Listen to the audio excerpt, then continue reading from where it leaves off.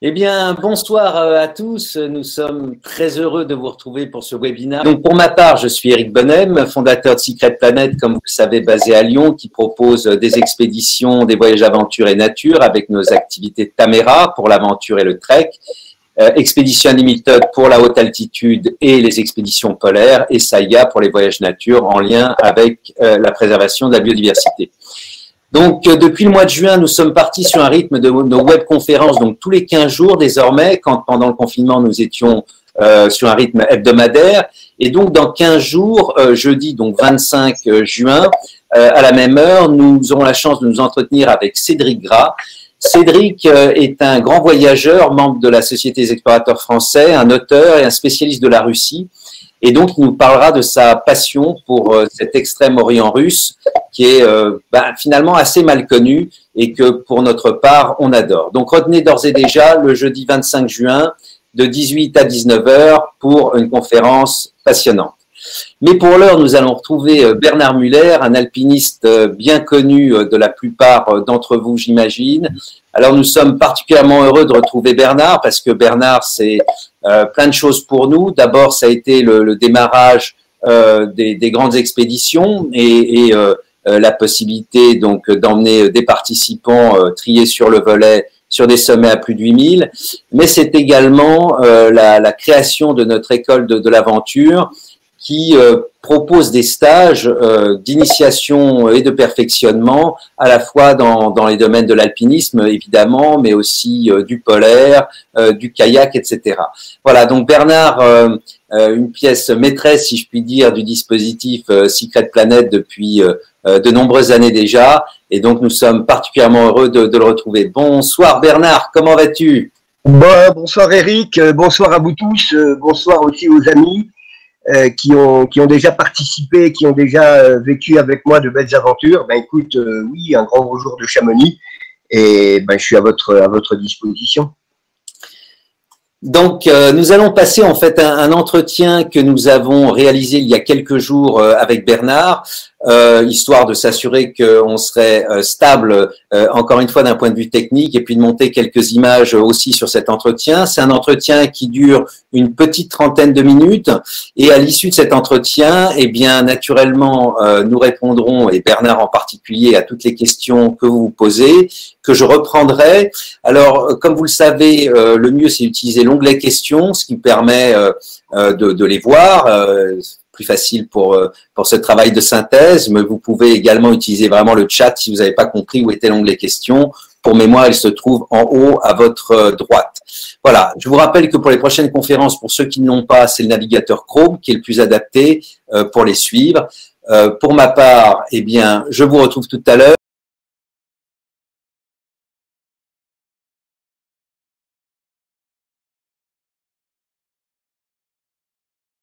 Le fameux film de Marcel Ichac, Les étoiles de midi.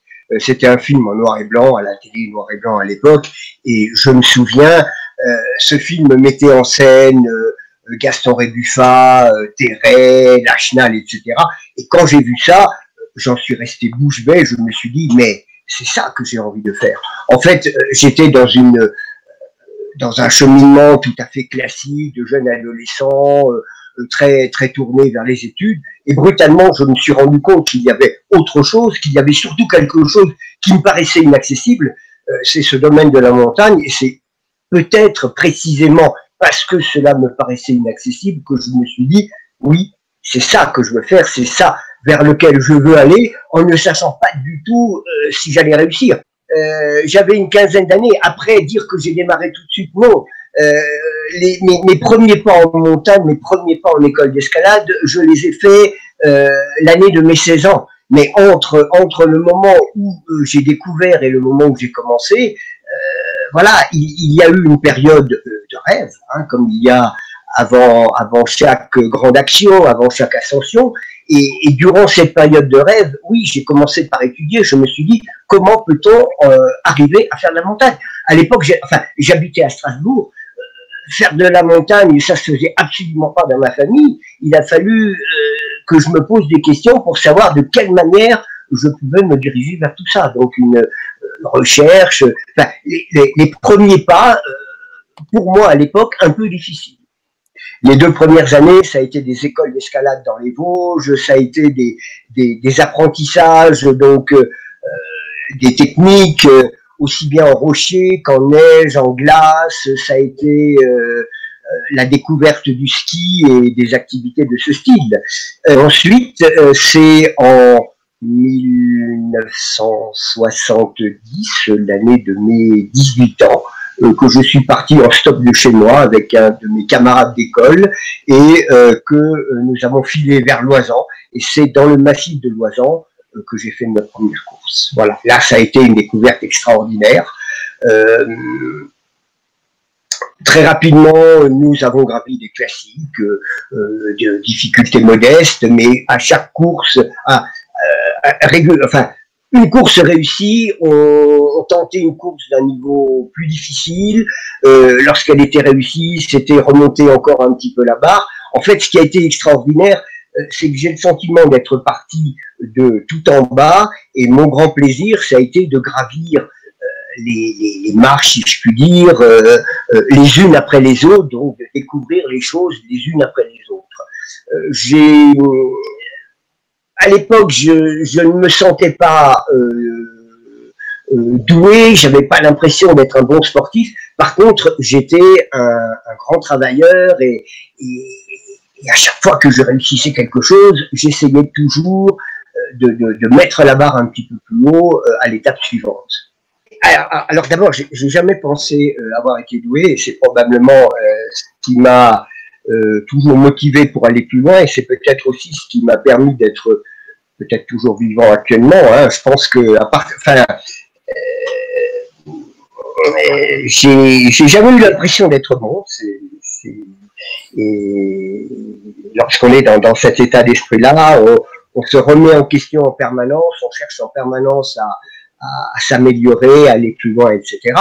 Bon, ma première saison, j'ai gravi des classiques. Effectivement, après avoir gravi ces classiques, je me suis dit, waouh, j'ai l'impression d'être tout de même capable de faire quelque chose, et je me suis fixé pour les étés suivants, à chaque fois, un objectif. Et je me souviens, ma deuxième saison dans les Alpes, je m'étais fixé comme objectif de gravir la face nord du Dru, qui est une très belle course qui me fascinait, que je pensais être pour moi déjà d'un excellent niveau, presque inabordable, et je me suis entraîné tout le printemps précédent pour arriver à gravir cette face nord de Dru. Lorsque je l'ai gravi, voilà, ok, très bien, je suis capable de, formidable, merveilleux. L'étape d'après, ça a été la face nord des Grandes Jorasses. Une année plus tard, ça a été le pilier du Freinet. Et en fait, toute ma carrière, enfin, j'aime pas beaucoup ce mot, mais tout mon parcours d'alpiniste a été jalonné d'objectifs toujours un peu plus important, un peu plus haut. Et ça, c'est une très très grande satisfaction d'être parti de tout en bas, de rien, de presque rien, de gravir la montagne marche après marche. Ça, c'est quelque chose. Je n'ai jamais eu l'impression de faire de grands bonds dans tout ce que j'ai fait. Ça a toujours été une étape après une autre étape, avec toujours cette idée d'apprendre les choses, de comprendre les choses et de me faire une expérience. J'ai eu plusieurs compagnons de cordée. Au début, ça a été mes camarades ça a été des camarades d'école. Ensuite, ça a été des gens que j'ai rencontrés au club alpin français de Strasbourg. Ensuite, ça a été, j'ai fait une partie de mes études à Grenoble, où j'ai rencontré plein de gens avec qui j'ai fait de la montagne. Et à un moment donné, fin des années 70, j'ai eu la chance de rencontrer un compagnon de cordée qui a compté pour moi, qui est Pierre Bégin, avec qui je me suis lancé dans mes premières expéditions himalayennes. Si tu veux, notre parcours alpin au préalable a tout de même été conséquent. J'ai consacré pas mal d'années à l'alpinisme hivernal. J'ai gravi la face nord des droites, le pilier d'angle, des couloirs et des boulottes en tout genre. Et ça faisait partie du cheminement indispensable entre l'alpinisme d'été traditionnel et les expéditions. En fait, ma première expédition lointaine, ça a été une expédition au Pérou, et c'est au Pérou, déjà dans des ambiances d'oxygène rare, à des altitudes de 6000 mètres, que j'ai pris conscience que j'étais capable d'aller plus haut et j'étais capable de... Enfin, l'engagement de cette altitude m'attirait et ça a été également une belle période intermédiaire qui m'a permis d'accéder à l'Himalaya. En fait, j'ai souvenir, lorsque j'avais la vingtaine d'années, à cette époque, jamais je n'aurais imaginé que je puisse un jour gravir les montagnes himalayennes. À l'époque, c'était un domaine qui me semblait totalement inaccessible. Certes, il y avait des gens, il y avait des grosses expéditions nationales qui avaient réussi ces ascensions, mais moi, quand j'ai démarré, j'ai eu le sentiment que tout ça m'était totalement interdit et inabordable. Avant de partir avec Pierre, la première expérience himalayenne que j'ai réellement vécue, ça a été une expérience assez particulière. C'est une tentative d'ascension au Nanga Parbat, sur l'arête Masno, dans le cadre d'une très grosse équipe de 25 personnes. Alors évidemment, les choses ne se sont pas très bien passées, on a eu beaucoup de mauvais temps, les relations au sein de l'équipe n'ont pas toujours été extrêmement évidentes, mais par contre pour moi ça a été une fabuleuse expérience, ça a été la découverte de l'Himalaya. Mais à l'occasion de cette expédition qu'il faut qualifier d'expédition lourde, je me suis rendu compte, au même titre que plein d'autres personnes, dont Pierre Bégin et d'autres grimpeurs français, donc je me suis rendu compte que l'avenir des expéditions dans l'Himalaya n'était pas ces grosses expéditions lourdes, mais au contraire les expéditions légères, telles que l'ascension du Manaslu, que j'ai réussi en 1980 avec Pierre. Au préalable, nous étions déjà partis ensemble dans le cadre d'une équipe de l'École nationale de ski et d'alpinisme au pilier sud du Dhaulagiri, avec Nano Coudray, avec Yves Collet-Villard. Bon, là aussi, pas la chance d'atteindre le sommet, on s'est fait un peu coincé par la mousson, les vents tibétains sont arrivés un peu plus tôt, et ça n'est que en 1980 avec Pierre que nous avons réussi notre premier 8000. Bon, j'ai envie de dire que j'ai eu surtout de très bons souvenirs de la montagne. Alors évidemment, il y a aussi eu des moments dramatiques. Bon, une de mes plus belles expéditions a été l'ascension du Manaslu avec Pierre Bégin, tout simplement parce que ça a été mon premier 8000, donc l'aboutissement de ce rêve 8000. Moment très très difficile aussi durant cette expédition, notamment à l'issue d'une première tentative, nous avons dû faire demi-tour parce que nous nous sommes tout simplement retrouvés dans une condition où il y a eu une chute de neige considérable, comme bien souvent on en retrouve à l'automne au Népal. Voilà, on est redescendu dans la tempête, on a bataillé des heures et des heures, et je dois dire que les circonstances ont été difficiles, mais bien sûr, grande bagarre. Bon, je crois qu'à l'époque, on est passé de justesse, mais ce qui est très marrant, c'est qu'à l'époque, on ne voyait pas le danger, on n'avait pas l'impression que les choses pouvaient s'arrêter brutalement. Voilà, donc voilà les grands moments. Après, j'ai eu toute une période de ma vie où l'alpinisme m'a permis de me construire, où j'ai été attiré par la performance et j'ai voulu, comme beaucoup de jeunes, être bon, être compétent, être reconnu. Et à un moment donné, j'ai décidé de devenir guide, et c'est là aussi que j'ai décidé d'essayer de partager tous ces moments extraordinaires en montagne avec ce qui allait devenir mes clients. L'idée d'essayer de mettre à la portée d'un nombre plus important de gens la haute altitude, ça m'est venu très très vite après l'ascension du Manaslu. En réalité, au fond de moi-même, je suis pas un compétiteur. Au fond de moi-même, ce qui m'a toujours attiré dans l'alpinisme, c'est l'idée de partage, c'est l'idée de cordée, c'est l'idée de vivre de grands moments avec d'autres personnes.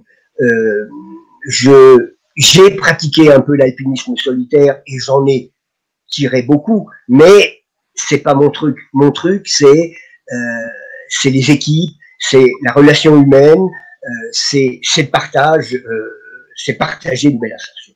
Ma vie de guide a démarré au début des années 80. Alors j'ai notamment vécu une très très belle expédition. J'étais à l'époque à Spi, hein, donc c'était à mes tout débuts. J'ai vécu une très très belle expédition sur la Concagua avec une équipe de Corse. Nous avons gravi la voie normale, mais nous avons aussi gravi après la face sud. Et ça a été vraiment un moment de partage, une aventure humaine extraordinaire. Après ça, très rapidement, je me suis dit qu'il fallait que je parte sur un 8000. Et c'est là que j'ai imaginé organiser l'ascension du Gasherbrum 2 au Pakistan. Gasherbrum 2 au Pakistan, 1986, ça a été ma toute première expédition dite commerciale, organisée. Voilà, belle équipe d'une dizaine de personnes et nous avons réussi ce Gasherbrum 2, qui est une montagne magnifique, hein, une montagne au fin fond du glacier du Baltoro, donc marche d'approche très traditionnelle de plus de 2 semaines, un sommet complètement perdu, difficile mais sans trop de danger. Donc de mon point de vue de guide, c'était quelque chose de raisonnable pour emmener une équipe de gens et en même temps un engagement tout à fait incroyable. À cette époque, au fond du glacier du Baltoro, on était quasi tout seul et voilà, ça a été une expé vraiment très chouette et qui m'a donné envie de continuer dans cette direction. Après ça, on a organisé l'ascension du Shoyu, Chichapangma, et c'est de ces expériences qu'est née l'envie d'emmener des gens sur le sommet de l'Everest. J'ai organisé plusieurs expéditions, 90, où nous sommes montés au sommet, mais personnellement, pour un tas de raisons, d'organisation et de sécurité, je n'ai pas pu moi-même monter au sommet, mais plusieurs des participants de l'équipe sont montés au sommet. J'y suis retourné en 92, où le sommet à nouveau a été atteint, mais moi personnellement, j'ai réussi l'Everest en 2001 par le versant tibétain, par l'arête nord. Ce genre d'organisation demandait tout de même une approche très très particulière. On n'était plus simplement le guide, celui qui va devant, mais on avait un rôle d'animateur, un rôle de coach, un rôle d'organisateur qu'il a fallu inventer ou adapter à ces évolutions. Et ça, évidemment, c'est quelque chose qui m'a beaucoup plu, qui intellectuellement m'a apporté de grandes satisfactions. Alors, le milieu, alors c'est vrai qu'au début, je me suis senti relativement critiqué quand j'ai organisé ces premières expéditions guidées. Même mon compagnon de cordée, Pierre Bégin, un jour m'a dit: écoute Bernard, cette haute altitude, c'est un domaine que tu ne devrais pas chercher à partager, c'est notre univers à nous. Bon, voilà, moi, je ne partageais pas son point de vue. Moi, je pensais que une aventure comme ça en haute altitude pouvait être partagée avec beaucoup plus de gens que le tout petit noyau de grimpeurs de haut niveau que nous étions à l'époque. Pour moi, ces expéditions en haute altitude, sur le plan tactique, je considère qu'il faut une bonne période d'acclimatation, et ça c'est extrêmement important. Mais déjà à l'époque, on s'acclimatait bien et on s'acclimate toujours.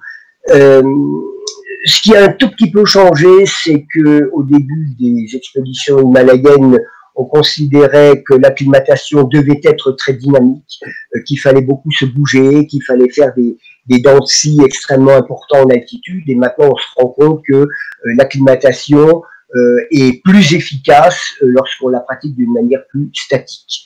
Donc ça, c'est des choses que les médecins, tout simplement, ont découvert au fur et à mesure des années. Mais autrement, non, je pense que l'approche a toujours été cette approche d'acclimatation, trouver ses marques au pied de la montagne, recherche d'une certaine forme de concentration. Et après, ce qui est important, c'est d'être prêt au bon moment et c'est d'aller cueillir le sommet au bon moment. Donc aussi dans ces expés, souvent grande période d'attente, grande période de non-action, ce qui psychologiquement peut être un petit peu difficile, parce que nous, dans notre vie de tous les jours, dans la vie d'un alpiniste classique, voilà, l'action est quelque chose d'important. Il y a eu une évolution dans le profil des participants. Lorsqu'en 1986, 88, 90, je suis parti sur ces sommets, l'essentiel des gens des équipes étaient des alpinistes qui avaient déjà une grosse expérience de la montagne. Gravir un 8000, c'était pas un coup d'essai. Mais comme à l'époque, gravir le Mont Blanc, c'était pas une course d'initiation à l'alpinisme, c'était pas un baptême. Alors qu'actuellement, beaucoup de gens qui se tournent vers le Mont Blanc, c'est leur première expérience d'altitude. Donc maintenant, on se rend compte qu'il y a une demande toujours plus importante pour ces hauts sommets par des gens qui sont généralement tous d'excellents sportifs, mais qui n'ont pas toujours une expérience considérable de ce milieu de la montagne. Et c'est là que nous, les guides, on intervient. Nous sommes un petit peu l'expérience, enfin leur expérience, l'expérience qu'on est capable de mettre à leur service, les participants eux-mêmes débarquant avec leur bagage physique. Donc le rôle du guide en tant qu'expert, je pense actuellement, est toujours plus important. Je suis actif actuellement parce que je ressens ce besoin de m'exprimer encore physiquement, psychologiquement, mentalement, sur ces hauts sommets. L'aventure, la montagne, moi je dis toujours, il faut faire les choses lorsqu'on en a envie, lorsque ça a un sens pour soi de faire ces choses-là. Je ne suis pas pour... enfin, la montagne est quelque chose de tout de même d'engagé, de dangereux. Moi, il me paraît important d'essayer de réaliser de grandes choses lorsque cela correspond réellement à un moment de sa vie, lorsqu'on en a réellement envie. Et c'est parce qu'on en a réellement envie qu'on est capable de concentration, qu'on est capable de vigilance, qu'on est capable d'arriver à réaliser son objectif. La montagne, il faut pas la faire d'une manière machinale, il faut pas se sentir obligé de gravir un sommet pour réussir, pour faire de belles choses et surtout réussir et rentrer, parce que le sommet du sommet, c'est bien le retour en terre des hommes, c'est bien le retour dans la vallée.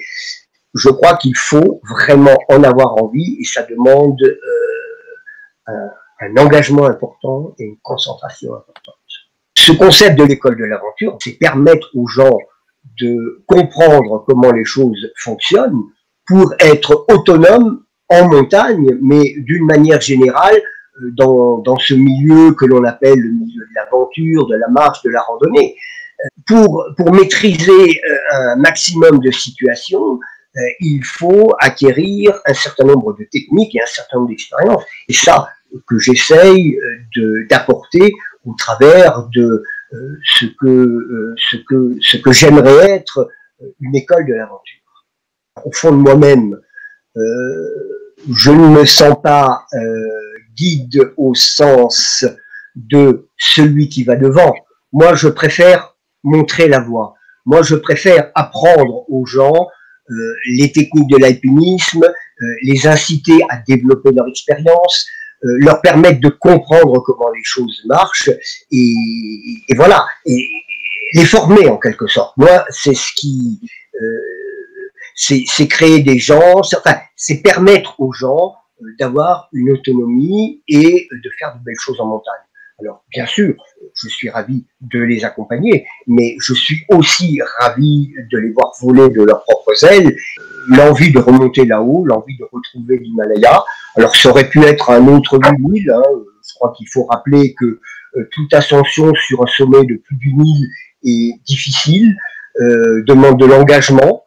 J'ai envie de dire que gravir un Manaslu, un Gasherbrum, n'est pas forcément plus simple que de gravir le toit du monde, à savoir l'Everest. J'ai envie de mettre tous ces 8000 de la chaîne himalayenne un peu sur le même niveau, tout en sachant que certains, comme le K2, comme le Nanga Parbat, sont plus dangereux, plus exposés, etc. Mais toute aventure sur un plus de 8000 est une grande aventure. Je connais relativement bien les deux versants, le versant nord pour l'avoir gravi en 2001 déjà, et le versant sud pour être monté vraiment très très haut, quasiment sur le sommet sud. L'intérêt de l'itinéraire nord, donc l'itinéraire tibétain, c'est qu'il est moins exposé, il est moins risqué. Il y a notamment pas la fameuse icefall à gravir. Bien sûr, l'itinéraire est plus long, on reste plus longtemps en altitude, hein, notamment l'arête nord. Le versant sud également est magnifique, peut-être même plus beau. Hein. L'ambiance de la côte ouest est extraordinaire, la face de l'Everest, la face du Lhotse est vraiment très chouette également. Je suis arrivé au pied de l'Everest la première fois en 80, 86 ou 7, il y avait des tas de déchets énormes. Les expéditions d'à l'époque ne nettoyaient pas du tout la montagne. Et c'est précisément à ces époques qu'on a pris conscience que la montagne devait être laissée beaucoup plus propre. Alors pourquoi ils laissaient les expés comme ça? En fait, j'ai l'impression qu'au début, chacun pensait qu'il serait le dernier à gravir ces montagnes, tellement ces expéditions paraissaient exceptionnelles. Maintenant, voilà, tout ça... c'est, j'allais dire, démocratisé, enfin, a été ouvert à un nombre toujours plus important de personnes. Donc, oui, c'est vraiment bien qu'on nettoie, et moi, dès la fin des années 80, des expéditions de nettoyage ont été mises en place sur les principaux sommets du monde. Simplement, c'est un gros boulot, et le boulot commencé à l'époque, eh bien, se poursuit toujours. Donc, Marion, oui, elle fait un travail extraordinaire sur le versant tibétain de l'Everest, mais d'autres le font sur d'autres montagnes et dans d'autres pays. L'Everest attire énormément de gens, et c'est là que je redis, l'Everest c'est un très très bel objectif, mais il y a plein d'autres montagnes, il y a plein d'autres 8000 qui sont des terrains de jeu, des terrains d'aventure extraordinaires.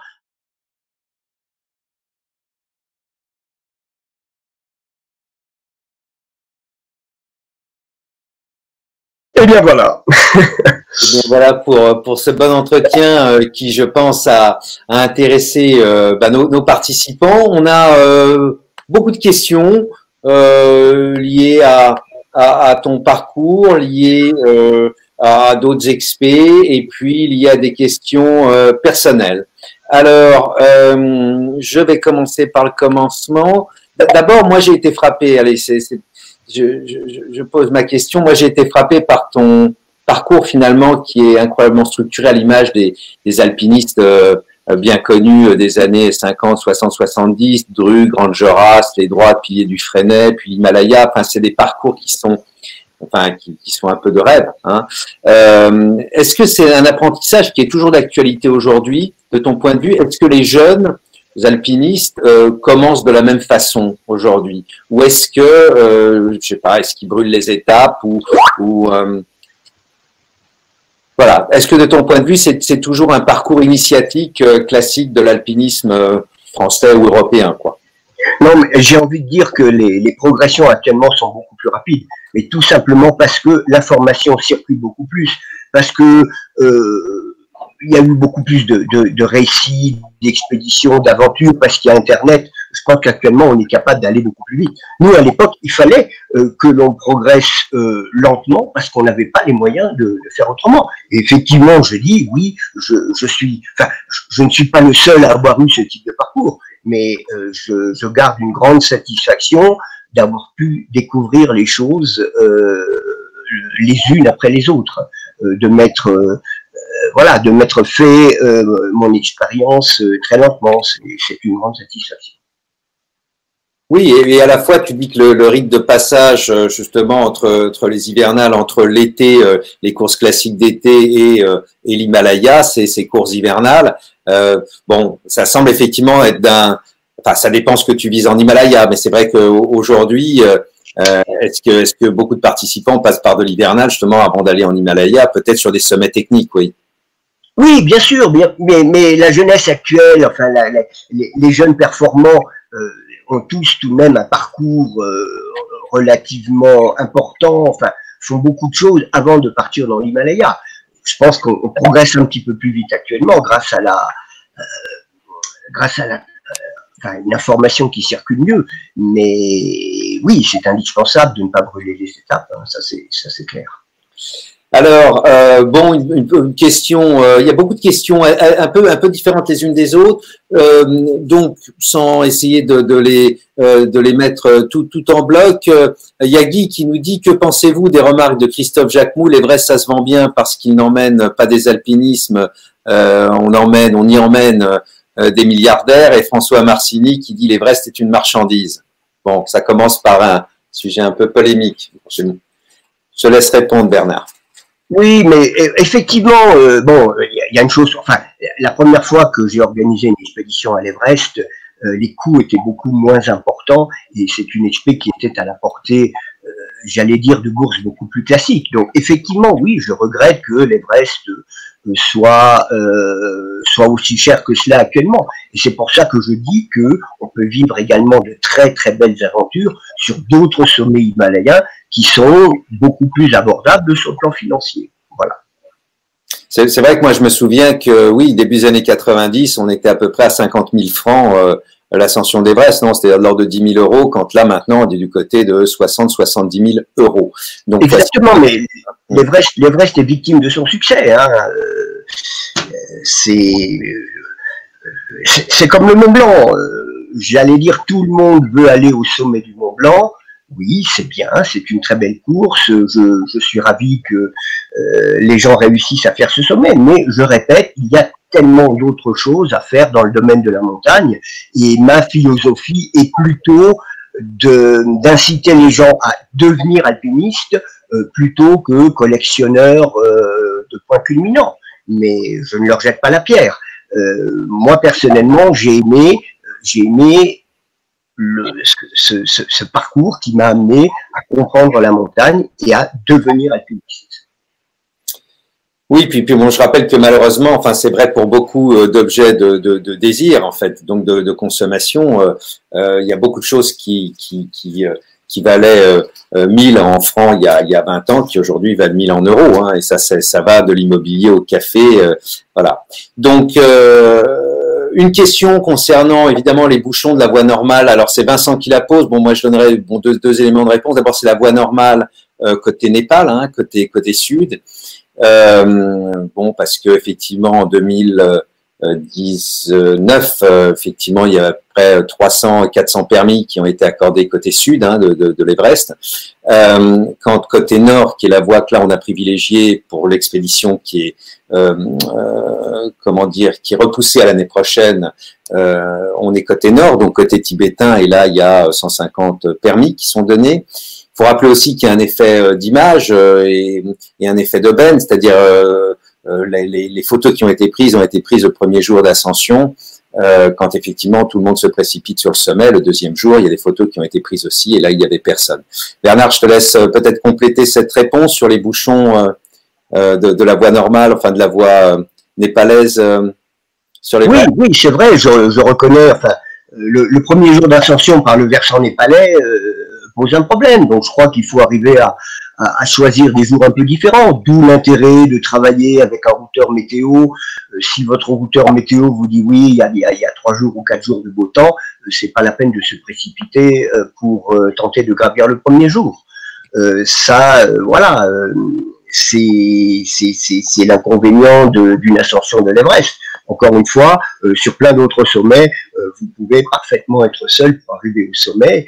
Et voilà, et cette montagne un peu solitaire, c'est quelque chose de très chouette. Souvent, on me demande quelle est la montagne qui m'a le plus marqué. Bon, je pense, j'ai eu l'occasion d'aller très souvent au Groenland, et j'ai notamment gravi le point culminant du Groenland, qui n'est pas une affaire, qui est relativement abordable, mais j'ai ce souvenir de grande solitude là-bas, et ça, c'est des choses que je trouve très chouettes et que j'apprécie énormément.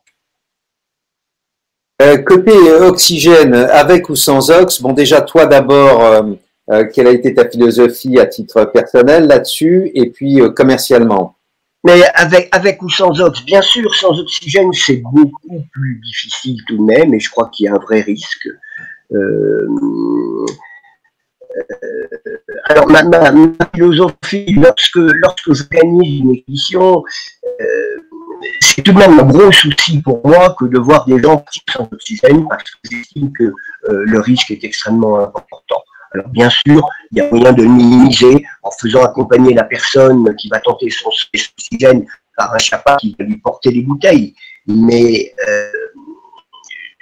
je voudrais tout de même dire qu'une ascension sans oxygène, c'est quelque chose de vraiment engagé qui demande une condition physique tout à fait exceptionnelle. Après, sans oxygène est un peu plus abordable par la voie népalaise que par la voie tibétaine, pour une raison très simple, c'est que on dénivelle beaucoup plus vite, on monte et on descend beaucoup plus vite par le Tibet. En amont, la pente est plus raide. Par le Népal, pardon, la pente est plus raide par le Népal que par le Tibet. Par le Tibet, on est longtemps sur la raide, donc une ascension sans ox du Tibet est un petit peu plus problématique que la même chose par le versant népalais.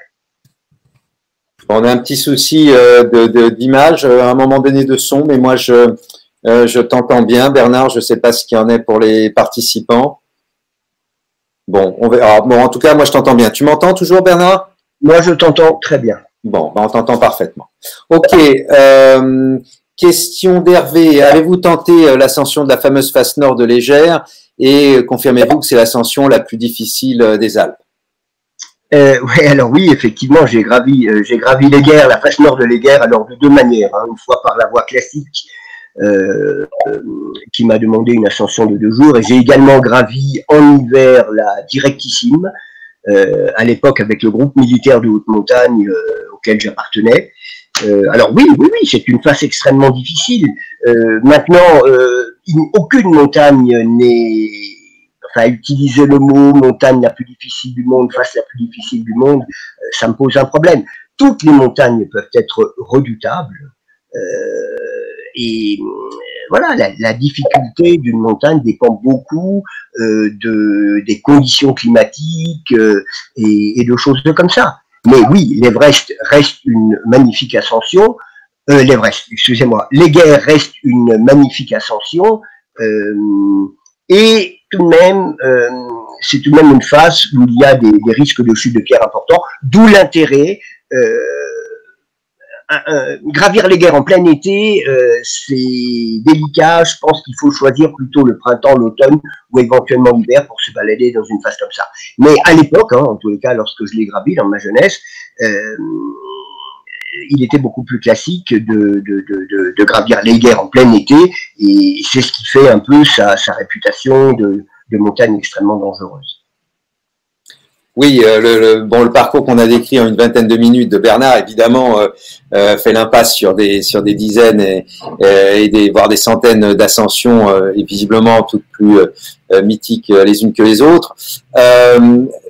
Une question concernant justement les Sherpas dans l'Himalaya. Que penses-tu de leur situation au Népal? Même si tu n'es pas un grand spécialiste du Népal, enfin, au sens où tu n'organises pas des dizaines et centaines de treks, par rapport aux Sherpas d'altitude, aux guides d'altitude, que penses-tu de l'évolution, on va dire, de leur situation depuis que tu as connu le Népal il y a quelques années? Mais alors j'ai connu les Sherpas simples porteurs. Et à l'époque, on ne les envoyait pas devant, on leur demandait simplement de porter nos équipements. Une fois que nous avions gravi la montagne, une fois que nous avions posé les cordes fixes sur la montagne, à l'époque, notre philosophie, c'était de les exposer les moins possible. Et alors, effectivement, après, à notre contact, c'est des gars qui ont acquis une très très belle expérience. Et maintenant, effectivement, les Sherpas sont devenus les guides de haute montagne de l'Himalaya. Ce que j'en pense, c'est très bien. C'est même excellent. C'est pour eux le moyen de gagner de l'argent, de partager leur passion de la montagne avec les alpinistes du monde entier. Et nous les avons formés et nous sommes effectivement ravis de les voir maintenant voler de leurs propres ailes. Tu m'as raconté un jour que justement lors de l'ascension de l'Everest, je ne sais plus laquelle, tu étais particulièrement heureux d'en faire monter un certain nombre au sommet. Bien sûr, en 2001, j'avais une grosse équipe de Sherpas et notamment des jeunes, des gars qui démarraient dans le boulot. Certains étaient étudiants. Voilà, ils étaient comme nous fascinés par l'idée de monter au sommet et ils sont venus me voir et m'ont dit: Bernard, on veut vraiment monter au sommet, c'est pas la peine de nous donner une prime parce que traditionnellement on donne une prime en dollars d'ascension lorsque les gars atteignent le sommet. Je sentais que les gars avaient envie de faire le sommet pour eux, pour leur satisfaction personnelle et voilà, et j'ai été très très content de leur permettre de réaliser ce rêve. Anne-Marie qui demande encore là dans tes ascensions, est-ce que tu as fait le Fitzroy ou le Cerro Torre? Non, j'ai jamais été en Patagonie et effectivement c'est un regret. Enfin c'est un regret. De toute façon on ne fait jamais tout, mais effectivement la Patagonie c'est une région magnifique. Le Fitzroy il y a des ascensions de granit très délicates. La difficulté venant bien sûr de l'ascension elle-même, mais aussi des conditions climatiques. Non, mais c'est des très belles régions. Une question d'Hervé, quel budget minimum faut-il prévoir pour l'ascension d'un 8000? Donc là, je vais peut-être répondre. Bon, oui. Après, j'ai pas fait le tour du marché, mais globalement, en fait, chez nous, ça part de 20 000 euros pour le Manaslu et ça va jusqu'à donc 70 000 pour l'année prochaine pour l'Everest par le versant nord, hein, sachant que les permis ont beaucoup augmenté à l'hiver dernier. Donc voilà, de 20 000 à 70 000 et bon, on doit pouvoir trouver entre 15 000 et 50, 55 en cherchant bien, mais en se passant des meilleurs. Question plus personnelle maintenant. Bernard qui dit, ayant gravi quelques 6 000, j'ai eu de grosses difficultés entre 5 et 6 000. Comment gérez-vous l'altitude dans vos ascensions? Tu as parlé d'acclimatation, mais peut-être... Alors, bonne question, mais pas facile à répondre. Je pense qu'il faut vraiment s'acclimater et prendre le temps de s'acclimater. Effectivement, sur une ascension de type 6000, souvent on essaie de partir sur des périodes courtes, par exemple 3 semaines. Très franchement, 3 semaines pour gravir un sommet de 6-7 000 mètres, c'est pas suffisant. Je pense qu'il faut prendre un peu plus de temps. Après, autre chose, oui, il faut une très bonne préparation, il faut une préparation physique et voilà. Après, je pense que le mental, enfin, je crois qu'il faut beaucoup de patience, il faut se mettre dans la tête que cette période d'acclimatation elle est importante et il faut surtout pas la négliger. Oui, ce que j'ajouterais, c'est quand on a envisagé justement les ascensions du pic Lénine à 7100 et Mustagata à 7005, bon, l'un des sujets majeurs qu'on avait évoqué justement, c'était de passer du traditionnel 23-24 jours sur lesquels l'ensemble des opérateurs avaient convergé pour le passer à 30 jours et 6 jours. Bon, alors c'est sûr, c'est 7000, mais bon, c'est la même chose pour 6000, c'est un peu moins long, mais l'idée, c'est que, voilà, faut pas se presser dans ce type d'ascension. Hein, Bernard, tu confirmes? Oui, tout à fait. Non, non, mais c'est important de prendre son temps en montagne. C'est important de se donner du temps. Pareil, les voyages, bon, on se rend compte que le voyage, c'est de plus en plus un luxe. Bon, lorsqu'on part en voyage, enfin, partir pour un séjour, pour un temps court, à mon avis, c'est pas une bonne chose. Lorsqu'on part en voyage, il faut se donner le temps de rentrer dans son dossier, si je puis dire,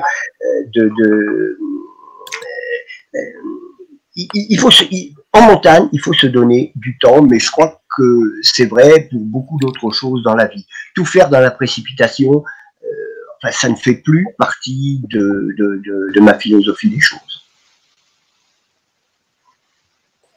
Question sur le Népal de notre ami François, futur participant donc à l'Everest. A-t-on une meilleure visibilité, pardon, pour les expéditions cet automne? Alors non. Bon, ça semble quand même globalement s'améliorer puisqu'on voit que bon, certains pays ouvrent en tout cas assez proches et que les compagnies redécollent. Bon, donc on a espoir évidemment que le Népal en particulier réouvre en automne, mais on n'a pas pour l'instant de confirmation. Donc on a Limlung, effectivement, l'expédition à Limlung, mal avec comme chef d'expédition d'ailleurs Bernard, prévu début octobre. Bon, ben écoute, faut suivre dans les semaines qui viennent.